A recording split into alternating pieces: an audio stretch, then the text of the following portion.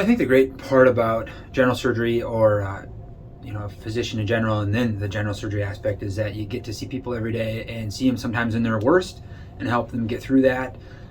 Provide care that you would want to have to your family members, sit down and really try to form a good relationship and get them through some of the more difficult times that they've had. And then when did you kind of first start working with robotics for surgeries? So the robot really came around during my second and third year of residency. Mm-hmm. A lot of my staff were learning it at the time, so we didn't do a lot of it during residency other than watching it. And then I started taking probably doing more of the cases my first year here. And then COVID hit, and so it took a little bit of a backseat, so some of the training shut down. Right. So if you were to go to Mercy, that's where we primarily use the robot. Mm-hmm. You would the big console that we sit at. That's one of the nice things about the robot is it's very ergonomically. Sometimes we do laparoscopic or open surgery, and you're standing for a long period of time, and you're bending and using. In this, you get to sit down. Actually, take my shoes off, and I put my head in this 3D console. And then you have two little hand pieces that help control the robot inside. And then at the bedside, you've got a device that comes over, and then you put in your trocars, which is where the instruments will insert through, and then you control that big device. I should say big. It's a appropriately sized device, but it's nice. Gotcha. And you said it's mostly for like laparoscopic type surgeries? I think the nice thing about it is it takes some of the difficulties of laparoscopic surgery and makes them more malleable to do more of an open type operation.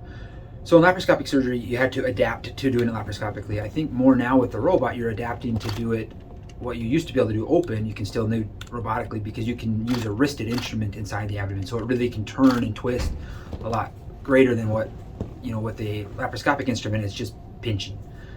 So mostly laparoscopic, it really makes it easier to do more challenging operations on the robot. So at times where you may have had to go open because you couldn't complete it, I think the robot allows you to stay with the small incisions longer.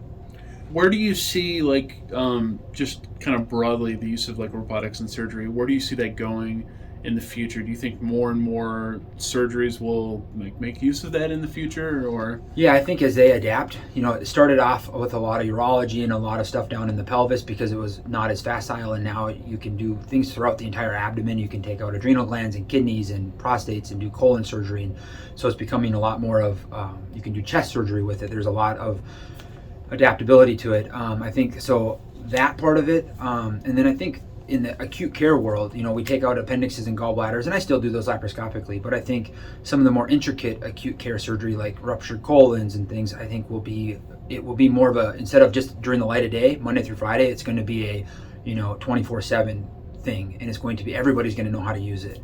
And I think really as these new residents are coming out of training, they're going to be even more comfortable with it.